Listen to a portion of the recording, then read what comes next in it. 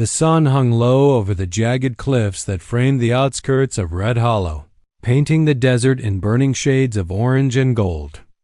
The town lay silent, dusty streets stretched like a forgotten dream, broken only by the creaking of a weathered windmill. Most of the townsfolk had already retreated to their homes, wary of the desert's chill that crept in as evening approached. But near the edge of town, a solitary cabin stood defiantly against the horizon. Smoke curled lazily from its chimney, carrying the scent of wood smoke and something human. Alive, hidden inside, a man worked with quiet precision. Tall, broad-shouldered, with dark hair that fell past his shoulders, he moved like a shadow among the tools and weapons that lined the walls. His eyes, sharp and alert, flicked toward the window every few minutes. He was known in the whispers of Red Hollow as Kieran, a man no one dared approach. Rumors called him an Apache warrior, though no one truly knew his past, only that he had survived the desert when most men would have perished. For the past 2 years, Kieran had shared this cabin with a woman. She was 30, with eyes that held secrets of storms and sorrow, her presence a quiet rebellion against the unforgiving town outside. She had come into his life silently, a stranger in need of refuge, and over time she became his companion. The townsfolk had no idea she existed. She was not his wife, not by law or custom. But in these years of isolation, she had become as vital to him as air or water. Her name was Mara. She had once lived in Red Hollow, in the town proper, working quietly as a seamstress. Her spirit was calm, tempered by years of hardship, yet there was an edge to her, a spark that refused to be tamed. She had met Kieran one night when the desert storm had trapped her outside town. No one else would have offered shelter, but Kieran had. At first, their relationship was one of necessity, warmth against the bitter nights, companionship against solitude. Slowly, it grew into something neither dared to name, something deep and unspoken, forged in the silence of wind and sand. On this particular evening, Mara stood by the small wooden table, running her hands over a folded piece of cloth she had been mending. The sun was dipping beneath the horizon, and the shadows of the surrounding cliffs stretched long and dark. Kieran's hand rested on the hilt of his knife, not for Mara, but for the world beyond the cabin walls. "Do you hear that?" Mara asked softly, her voice almost swallowed by the whispering wind. Kieran's eyes narrowed. From the distance, faint shouts carried through the desert air, unfamiliar and urgent. "Could be riders. Could be trouble," he said. His voice was calm, but his body was tense, ready. Mara's hands trembled slightly as she folded the cloth. Do you think they've finally found out?" Kieran's gaze hardened. "If they've heard, we'll deal with it. Like we always have. But you must be ready. They won't care who you are. The town doesn't know mercy." The fear in her eyes was real, but it was tempered by defiance. "I've survived worse than them." He studied her, tracing the lines of her face with his gaze, noticing how the flickering firelight caught the silver in her hair strands. "And yet, this is different. Red Hollow has long memories. And grudges. 2 years hiding, it doesn't erase the past." Outside, the shouts grew louder, echoing off the canyon walls. The wind carried the distinct sound of boots on hard-packed dirt, of metal rattling and voices raised in accusation. The first of the townsfolk were approaching, their anger palpable even from a distance. Mara's hand brushed against Kieran's arm, a silent plea. "What do we do?" He took her hand firmly, a rare gesture of softness in a man carved by isolation. "We survive," he said simply. "They want a story. We give them our silence. We give them our strength." The first torchlight flickered against the cabin's walls, casting jagged shadows that danced like specters. Mara felt her heart tighten, but she stood taller, meeting Kieran's unwavering gaze. For 2 years, she had lived in this shadowed sanctuary. For 2 years, she had walked the line between freedom and danger. And now, that fragile balance was about to shatter. The desert beyond Red Hollow held secrets, and so did they. But one thing was certain. No one would take them without a fight. As the riders drew closer, the cabin seemed to shrink beneath the weight of impending confrontation. And yet, inside, a quiet defiance burned brighter than any torchlight. The shouts of the townsfolk grew sharper, carrying a bitter edge that made Mara's stomach twist. She tightened her grip on the folded cloth, her knuckles whitening, but her gaze never wavered from Kieran. He stood near the doorway, broad shoulders tense, muscles coiled like a predator ready to strike. His dark eyes scanned the horizon, calculating, anticipating every movement. "They're close," he muttered, his voice low, almost a growl. He moved to the window, peering through the cracks in the wood. 4. No, 5 of them, torches, pitchforks, and Judge Hawthorne's rifle. They're not coming for words, they want blood. Mara swallowed hard, a shiver running down her spine. 2 years of hiding, 2 years of living in this precarious balance, and now it was all collapsing in an instant. She took a deep breath, forcing herself to remain calm. She had learned to trust Kieran's instincts, and he was always right. "What do we do?" she whispered. Kieran's hand brushed hers briefly, a silent reassurance. "We don't run. Not tonight. Tonight, we make them see that we won't be taken like prey." He moved to the corner, pulling a small crate forward, revealing a carefully hidden stash of pistols, knives, and a single rifle. Each weapon had been meticulously maintained, every edge sharpened, every barrel cleaned. Mara stepped closer, her voice steady now, though her heart raced. "I can help. What do you want me to do?" He gave her a quick nod. "Stay close. Watch the flanks. Keep quiet. And don't give them the satisfaction of fear." The first of the townsfolk reached the edge of the cabin's clearing, their shouts echoing against the cliffs. They were led by a man Mara recognized immediately, Sheriff Trask, his face red with anger and sunburn, hands gripping the butt of his revolver like a lifeline. Behind him were farmers, merchants, and a few younger men, all armed with whatever they could grab. Kieran moved silently to the door, listening, his dark hair falling over his shoulders like a shadow. Mara followed, her own nerves taut but controlled. When the first torchlight struck the cabin walls, Kieran pushed the door open just enough to speak. "Trask," he called, voice low but carrying, "you don't need to do this. Turn around, go home." Sheriff Trask's eyes widened in recognition, but his fury did not diminish. "Home? You've been hiding her here, Kieran. You've lived in sin with her for 2 years, and the town won't stand for it." Mara felt her breath catch. She wasn't his wife, true, but Trask's words made it sound as if the town had a right to judge her life, her choices, her existence. She stepped forward instinctively, placing herself slightly behind Kieran but in view. "I'm not hiding from anyone," she said firmly. "I'm not a criminal. And neither is he." Trask's face twisted with disbelief and rage. "This is Red Hollow. We don't let strangers live like royalty while honest folks suffer." Kieran stepped fully into the doorway, sunlight from the desert behind him making his silhouette appear larger than life. His chest was bare, muscles taut, skin gleaming with sweat and dust. The tribal jewelry on his neck and wrists caught the light, gleaming like defiance itself. "Mara has done nothing to harm you," he said slowly, each word deliberate, "and neither have I. We have lived quietly, out of your way, obeying no one but our own rules. Now, if you think you can take her or me by force, know this: we will fight. We will not surrender. Not tonight."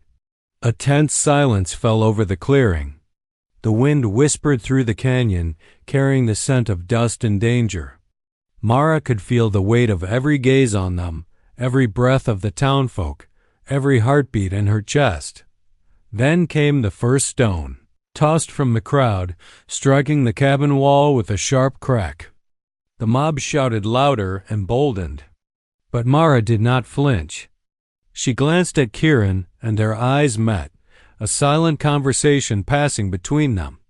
2 years of trust, 2 years of shared survival, had built something unshakable. Kieran's single quotes as hand fell to the rifle on the crate, lifting it with effortless strength. "They want to fight," he muttered, voice low. "Let's make them understand who we are." The sun dipped further, casting the desert in deep crimson and shadow. In the fading light, Kieran and Mara stood together at the threshold of the cabin, facing a town that had decided to play judge, jury, and executioner. And for the first time in 2 years, neither of them felt fear, not truly. The first shots would come soon. The first stone had barely bounced off the cabin wall when Kieran's calm shattered into action. With a fluid motion, he grabbed the rifle from the crate, the stock heavy and reassuring in his hands. His dark eyes flicked to Mara, who had instinctively ducked slightly behind him. "Stay close," he hissed, low and commanding. Mara's heart pounded, but she didn't move. 2 years of living with Kieran had taught her the silent strength that radiated from him, the way he could anticipate danger before it arrived. She trusted him, even as the town's mob pressed closer, torches casting jagged shadows across the desert floor. A second stone sailed through the air, striking the cabin's doorframe. Kieran's lips pressed into a thin line. "They won't back down," he muttered, almost to himself. Then, with precision born of countless trials, he raised the rifle. A single shot rang out, echoing through the canyon, and the mob froze. A horse whinnied nervously in the distance. Mara's breath caught in her throat. She had never seen Kieran so focused, so commanding, so dangerous. But she also saw the restraint in his movements, the way he aimed not to kill indiscriminately but to warn. He lowered the rifle slowly, voice steady but firm. "I don't want to hurt you. Leave now, and none of this has to end in blood." Sheriff Trask's face was twisted with fury, but he hesitated. The townsfolk murmured, unsure now if they could face a man who radiated such quiet power. Mara stepped slightly forward, placing a gentle hand on Kieran's arm. "They're scared of you," she whispered. "And they should be." Kieran's dark gaze softened briefly as he looked at her. "And you?" he asked. "Do you fear them?" Mara met his eyes without flinching. "Not while I'm with you." A tense silence fell. Then a loud shoving commotion erupted at the front of the mob. A young man, emboldened by the crowd, darted forward with a pitchfork. Kieran reacted instantly. In one fluid motion, he stepped sideways, letting the man stumble past him, then grabbed the pitchfork mitter, twisting it free with his incredible strength. Mara's eyes widened. His movements were almost inhuman, precise and controlled. "You've underestimated me," Kieran said softly, holding the weapon as if it were an extension of himself. The mob hesitated again, fear mingling with their anger. But the confrontation was far from over. A second man aimed a rifle at the cabin window, and Mara instinctively ducked as Kieran moved to intercept. With a swift, practiced motion, he kicked the rifle upward, sending it clattering to the ground. Then he stood, bare-chested in the golden light of sunset, tribal jewelry glinting with defiance, and spoke over the chaos. "This cabin is not yours to judge," he shouted. "Mara is no criminal, and I will not let any of you take her, not now, not ever." The wind picked up, blowing dust across the clearing and raising the tension. Mara felt the power in Kieran's stance, the way the desert seemed to bend around his presence. Yet even as the mob flinched, a cold thought crept into her mind. 2 years of hiding had ended tonight, and no one could predict what would come next. Then came the scream, a sharp, piercing cry from the back of the mob. Mara's eyes widened as a horse bolted, knocking a few men off balance. Confusion erupted among the townsfolk, and in that instant Kieran grabbed Mara's hand. "Inside," he commanded, and they slipped back into the cabin. He moved quickly, closing and barring the door, the wood creaking under the sudden force. Outside, the mob banged and shouted, torches swinging dangerously. But the cabin held. Mara sank against the wall, heart hammering, and Kieran leaned beside her. His breathing was steady, controlled, but his eyes never left the door. "They'll regroup," he said quietly. "This is only the beginning. They won't stop until they either get what they want or we make them pay." Mara nodded, feeling both fear and a strange exhilaration. She had survived hardship before, but never like this, not with Kieran by her side, not with the weight of the desert and the town's fury pressing in.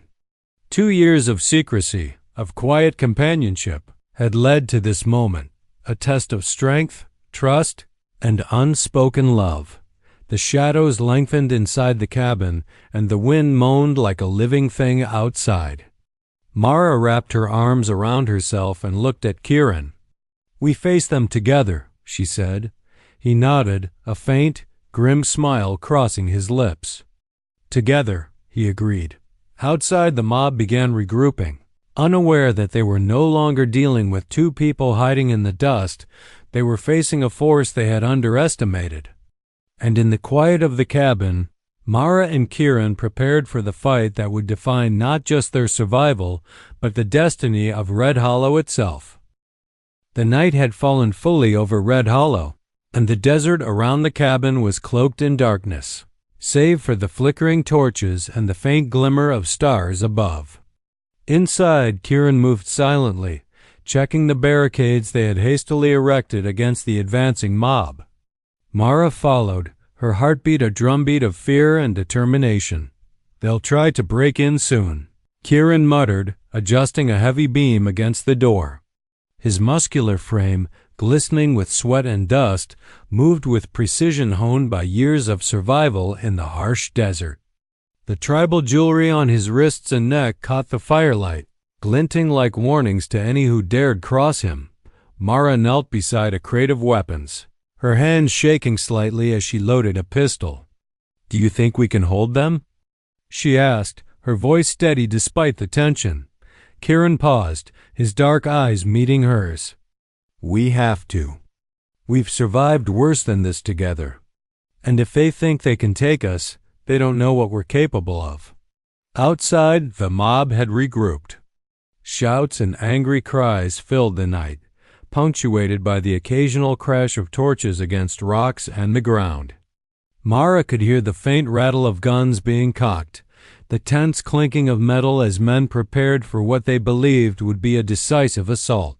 Suddenly, a loud bang shook the cabin. A board splintered under the force of a thrown rock. Mara instinctively ducked, and Kieran's hand shot out, grabbing hers. "Stay low," he whispered. His presence was a shield, both physically and emotionally. Minutes stretched like hours. Every shadow outside seemed alive with threat. The mob's anger grew, and Mara felt it in her bones, an almost tangible weight pressing against the cabin walls. She gripped her pistol, feeling its reassuring heft, but knew it was Kieran who would protect them if the worst came. Sudden movement caught her eye, a figure attempting to flank the cabin from the shadows. Kieran's senses, honed by years in the desert, were instantaneous. He grabbed a rifle, stepping into the doorway just long enough to spot the intruder. With one precise shot, the man stumbled backward, clutching his shoulder. The mob momentarily thrown into confusion. "Keep your focus," Kieran barked, his voice both commanding and calm. "They will try anything to get in, but we control this fight." Mara felt a thrill of adrenaline mingle with fear. 2 years of quiet life, of hiding, of careful secrecy, had led to this an all-or-nothing confrontation. She understood now why she had stayed. Survival was no longer just about hiding. It was about standing together against the world that had come to judge them. Hours passed. The mob's energy ebbed and surged like waves, battering the cabin with rocks, shouting threats, and firing sporadic shots. Yet Kieran and Mara moved as one, a seamless unit of precision and trust. Mara handed him weapons, reloaded pistols, and scanned the darkness for movement, while Kieran, unflinching and resolute, protected their threshold. During a brief lull, Mara exhaled, feeling the weight of exhaustion settle over her. Kieran looked at her, his eyes soft despite the tension. "You're stronger than you think," he said quietly. 2 years of survival, and now you stand beside me in this. I've never doubted you, but tonight, you amaze me." Mara's lips quirked in a small, tired smile. "I only survive because I have you," she whispered. "And I won't let them take that from us." The wind picked up outside, carrying dust and the distant, angry voices of the mob. Shadows twisted across the cabin walls, and in that flickering light, Mara realized the truth. This fight was not just for their lives, it was for the life they had built together. Fragile yet unbreakable. Then, as if summoned by the tension itself, the mob's leader, Sheriff Trask, stepped into the moonlight, rifle raised and eyes burning with fury. "Enough hiding," he shouted. "Come out and face your punishment, both of you."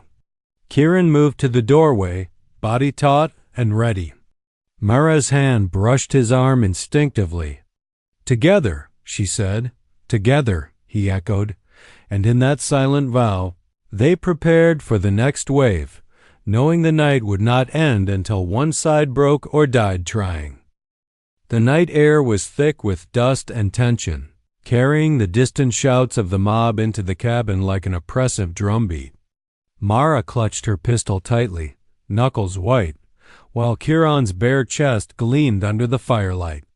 The tribal jewelry around his neck and wrists shimmered faintly, glinting with every motion. His eyes, dark and focused, scanned the shadows outside the cabin, calculating each potential threat with razor-sharp precision. "They're regrouping," Kieran muttered, voice low but firm. "They'll try again, stronger this time. We need a plan." Mara's gaze darted to the barricaded door and the small window. "We've held them off for hours, but they keep coming. How much longer can we do this?" Kieran didn't answer immediately. He crouched near the window, scanning the desert beyond. His hand rested on a pistol, ready, but his mind was already a step ahead. "We make them believe we're more than two people," he said finally. "They need to fear what they cannot control. That fear, it can buy us time." Mara's brow furrowed. "How?" He stood slowly, every movement deliberate, muscles taut beneath his dusty, sun-bronzed skin. "We create chaos, confusion. Use the desert, the shadows, the firelight. Let them think we're everywhere at once." The mob outside had begun to circle the cabin, their anger intensifying with every failed attempt to break in. Mara could hear the nervous murmurs, the shaky breaths, the uncertainty creeping into their ranks.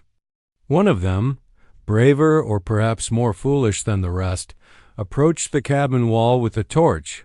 Kieran reacted instantly. He picked up a small canister of oil from the crate and flung it onto the ground near the man's feet. The torch caught the oil, flame shooting up as the man stumbled back, startled. The mob hesitated, unsure how to proceed as fire licked the walls and scattered debris. Mara's heart raced, adrenaline mingling with fear and exhilaration. "You're incredible," she whispered, ducking as a small piece of flaming wood fell near her feet. He gave her a fleeting glance, a faint smirk brushing his lips. "We survive, together." Hours passed in a tense rhythm of silence and sudden bursts of action. Kieran and Mara moved like shadows, appearing at the windows, then disappearing. their movements so quick and coordinated that the mob struggled to focus on them. Each time a torch flickered against the cabin, Mara felt the electric thrill of defiance. They were no longer hiding, they were fighting, asserting their right to exist, to live on their terms. Suddenly, a loud crash shook the cabin. The mob had broken one of the weaker boards on the side, their anger giving them reckless courage. Kieran's dark eyes blazed.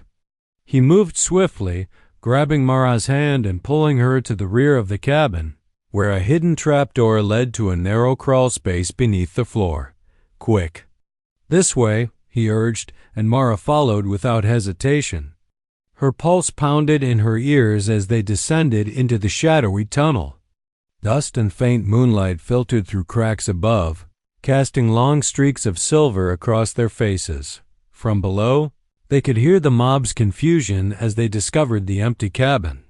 Shouts of frustration echoed in the night, and Mara's lips curved in a mixture of relief and triumph. "Do you think we've won?" she asked, whispering, though she knew better than to celebrate too soon. Kieran shook his head, dark hair falling into his eyes. "Not yet. But we've survived tonight. That counts for something. And they'll remember who we are, and what happens to those who underestimate us." Mara looked up at him, feeling an unfamiliar warmth spreading in her chest. Fear had been their constant companion, but now, in the dark of the hidden tunnel, she felt something else: trust, admiration, and a deep bond that had been forged in the fire of their shared trials. The desert wind moaned above them, carrying the echoes of the mob's frustrated cries. Yet beneath it all, Mara felt the unspoken promise of tomorrow. They had faced the fury of Red Hollow together, and nothing, no mob, no prejudice, no past judgment, could break what they had built. Kieran rested a hand on her shoulder, his gaze intense yet protective. "We'll need to be ready for them in the morning," he said softly. "But tonight, we survived. And sometimes, surviving is the first step to winning." Mara nodded, leaning slightly against him, the fear of earlier hours fading into a determined calm. "Together," she whispered again. He gave a faint smile. "Together," he repeated, and in that small, quiet vow, amidst the dust, shadows, and firelight, they both understood that no matter what the town threw at them, they would face it side by side, unbroken, unyielding, and defiant. The desert lay quiet under a moonless sky, the stillness broken only by the occasional rustle of the wind through the jagged cliffs. Inside the hidden tunnel beneath their cabin, Kieran and Mara crouched in tense silence. Their bodies were covered in dust and sweat, muscles aching from hours of defending their fragile sanctuary. Yet their minds were sharper than ever. "They think tonight broke us," Kieran muttered, his dark eyes glinting in the faint silver light filtering through cracks above. "But they're wrong. Tonight was just the beginning." Mara adjusted her grip on the pistol, her fingers steady despite exhaustion. "They'll come back in the morning, maybe stronger." "What do we do then?" Kieran's lips curled in a grim, knowing smile. "We don't wait for them to come. We take the fight to them." Mara's eyes widened. "How?" "We don't have numbers." He stood, his bare chest gleaming with sweat and dust, tribal jewelry catching the faint light. Every muscle moved with a controlled, deliberate power like a predator stalking its prey. "Numbers don't matter if you control the battlefield," he said quietly. "We know the desert. We know the cliffs. We know every shadow and crevice around this cabin. Tonight, we turn their fear against them." Mara nodded, her pulse quickening not just from fear but anticipation. Over the past 2 years, living in the desert with Kieran had taught her resilience, courage, and the subtle ways of survival. She had become more than just a companion. She was his partner in every sense. By first light, the town had begun to stir again, and the mob regrouped at the edge of the canyon. Kieran and Mara emerged cautiously from the hidden tunnel, moving silently over the rocky terrain. Dust rose beneath their boots, and their shadows stretched long against the rising sun from their vantage point atop a low ridge. They could see the mob assembling below, torches now extinguished in the early light, faces red with anger and embarrassment from the previous night's failure. Sheriff Trask barked orders, trying to restore the chaos and aggression of the night before, but hesitation lingered in the mob's ranks. Kieran's eyes scanned the scene, dark and calculating. "We hit them from above," he whispered. "We make them scatter, and they won't know where the danger comes from. Mara, stay close and follow my lead." Mara nodded, heart pounding. She trusted him completely. Together, they moved along the ridge, invisible in the shadows of the rocks, weapons at the ready. Kieran's long black hair flowed behind him like a banner of defiance, his tribal jewelry catching flashes of sunlight. His bare chest and muscular form radiated both danger and command. When the first few townsfolk approached the cabin, confident the defenders were trapped below, Kieran let a carefully aimed shot ring out. Panic spread like wildfire. Mara followed, firing over the rocks, her shots precise. The mob, already shaken from the night before, faltered, unsure of where the attacks were coming from. Kieran leapt down from the ridge, landing with silent grace amidst the chaos, his presence alone striking fear into the townsfolk. "Back? Stay back," he shouted, voice carrying over the confusion, eyes blazing with controlled fury. Mara joined him, side by side, moving fluidly, their attacks coordinated and lethal. Each move was designed to defend, not to kill unnecessarily, but the mob's fear grew with every passing moment. By midday, the mob was scattered, broken, and exhausted. Sheriff Trask, humiliated and desperate, lowered his weapon. Kieran and Mara stood together on the ridge, dust and sweat coating their skin, the tribal jewelry around his wrists and neck glinting triumphantly in the sun. Mara exhaled, relief and pride mingling in her chest. "We did it," she whispered. Kieran looked at her, dark eyes softening, a rare smile tugging at his lips. "We survived," he said, "and they'll think twice before ever coming for us again." For the first time in what felt like forever, Mara allowed herself to feel victorious. They had turned fear into strategy, chaos into defense, and through it all, their bond had strengthened beyond anything the desert had forged. The town below would never forget the sight of the muscular, shirtless warrior with long black hair and tribal jewelry, and the fierce woman who stood beside him. Red Hollow had learned, painfully and vividly, that some bonds like those of Kieran and Mara could not be broken, and some spirits could not be conquered. The desert air was still and quiet as dawn broke over Red Hollow. A soft golden light spilled across the rugged cliffs in the small town, revealing the aftermath of a night that would not soon be forgotten. The cabin, though battered, still stood, a silent testament to the resilience of its inhabitants. Kieran and Mara emerged from the hidden tunnel beneath the cabin, their bodies weary, muscles sore, but their spirits unbroken. Dust clung to their skin, sweat streaked their faces, and the tribal jewelry around Kieran's neck and wrists glinted faintly in the morning light. Yet beneath the exhaustion, there was a quiet exhilaration, a sense of victory earned not with brute force alone, but with trust, strategy, and unyielding courage. Mara's eyes scanned the deserted town streets. The mob had scattered in the night, some hiding behind buildings, others retreating toward the canyon edges. Sheriff Trask was nowhere in sight, likely nursing his pride and plotting his next move. But for now, the threat had passed. Mara breathed deeply, letting the crisp morning air fill her lungs. "We did it," she said softly, her voice carrying both relief and disbelief. Kieran's dark eyes softened as they met hers. He moved closer, bare chest still glistening from the night's exertion, and rested a hand lightly on her shoulder. "We survived," he said, a rare, almost tender smile brushing his lips. And we'll survive anything else they try to throw at us. Together. Mara let out a small laugh, a sound she hadn't allowed herself in months. I never thought hiding would turn into this, she murmured, gesturing to the town, the cabin, the desert stretching endlessly beyond. Kieran's gaze swept across the horizon. We made them respect us, he said. They'll talk about this for years. They'll remember the woman who stood by my side and the man who refused to be broken. The wind carried a whisper of dust across the desert, but for the first time in 2 years, neither of them flinched. They were free not just from the mob, but from fear, from the constant tension of hiding, from the uncertainty of survival. Together, they had carved a life from the harshness of the desert and the hostility of Red Hollow.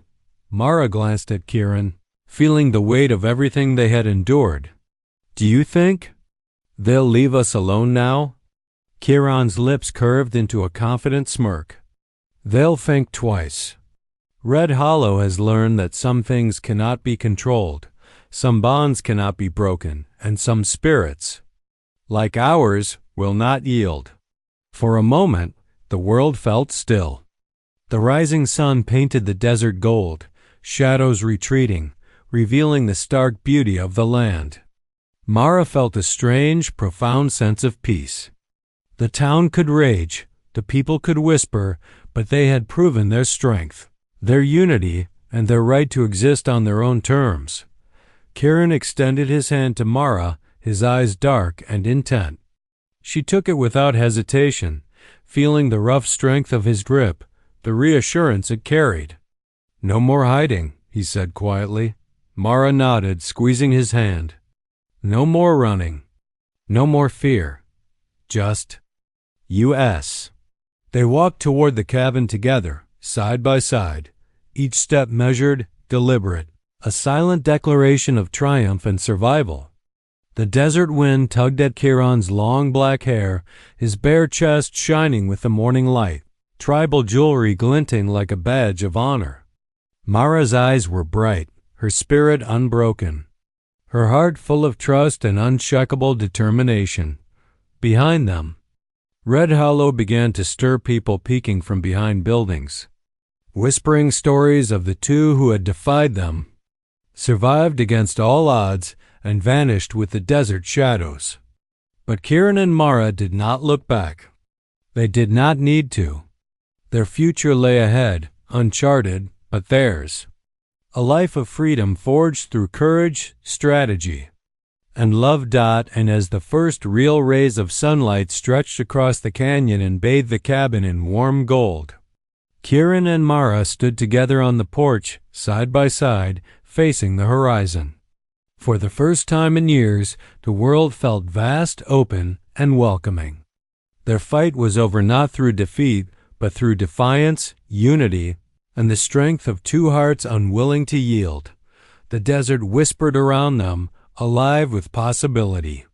And Kieran and Mara, hand in hand, stepped forward into a dawn that was theirs alone.